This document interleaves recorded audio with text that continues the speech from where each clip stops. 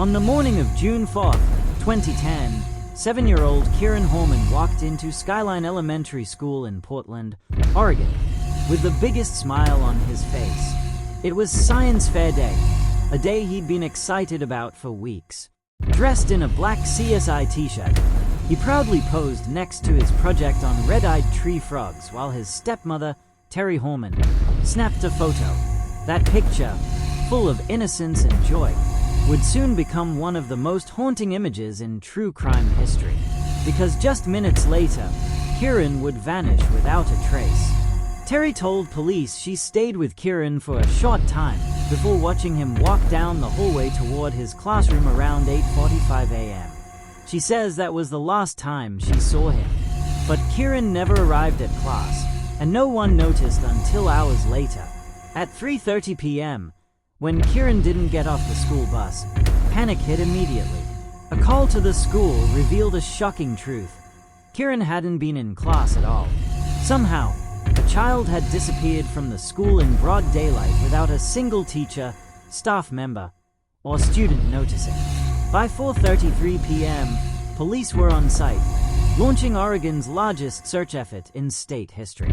Over 1,300 trained volunteers, multiple law enforcement agencies, the FBI, search dogs, helicopters, and dive teams combed forests, fields, and waterways for 10 straight days.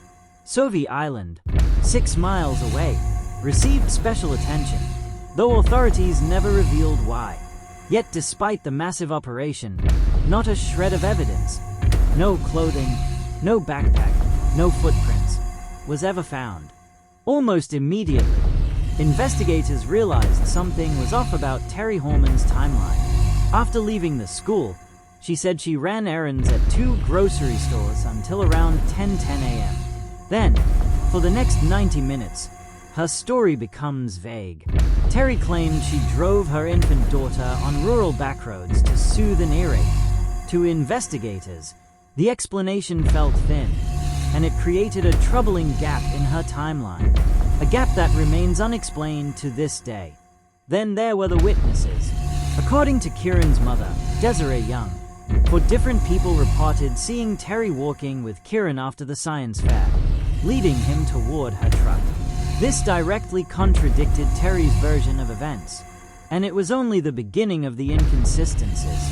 As suspicion mounted, Terri reportedly failed her first polygraph test. She failed a second one as well.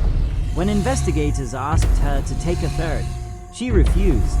Polygraphs aren't admissible in court, but in investigations, they matter, and this only deepened the doubts surrounding Terri. But the most explosive twist came 3 weeks after Kyron disappeared. Police approached Kyron Horman, Kyron's father, with shocking news. A landscaper who had worked at their home told investigators that 5 months earlier, Terri had approached him about murdering Kyron. The landscaper agreed to wear a wire to capture a confession, but Terri never incriminated herself. Still, the allegation fractured the family instantly. Kyron grabbed the couple's toddler daughter, filed for divorce, and obtained a restraining order. In court documents, he said he believed Terri was involved in Kyron's disappearance. As the investigation continued, more stories surfaced. An ex-boyfriend from the early 1990s claimed Terri once brought him to a park where a man with a gun appeared from the bushes, an incident he believed Terri orchestrated. No charges ever resulted from any of these claims, but they painted a pattern of disturbing behavior that made Terri the unofficial prime suspect in the public eye. Yet despite years of suspicion, media attention, and accusations, Terri Horman, now known as Terri Vasquez, has never been charged with anything related to Kyron's disappearance. With no physical evidence and no eyewitnesses placing her at a crime scene, the case has remained frozen in time. For the past 15 years, Kyron's mother, Desiree, has fought tirelessly for answers, appearing in interviews, organizing events, and demanding continued investigation. In 2012, she even filed a $10 million civil lawsuit accusing Terri of kidnapping Kyron, but the case was eventually dropped at the request of investigators. Still, there may finally be a reason for renewed hope. As the 15th anniversary approached, the Multnomah County District Attorney's Office announced a complete re-examination of the case. Tens of thousands of pages of reports, interviews, and evidence files are being digitized for fresh analysis, and the FBI's Behavioral Analysis Unit is now involved, offering a new set of eyes on a case that has baffled experts for over a decade. The Kyron Horman case remains one of America's most haunting unsolved mysteries. What happened inside Skyline Elementary on that bright June morning? What secrets lie within Terri Horman's missing 90 minutes? And why has not a single trace of Kyron ever been found?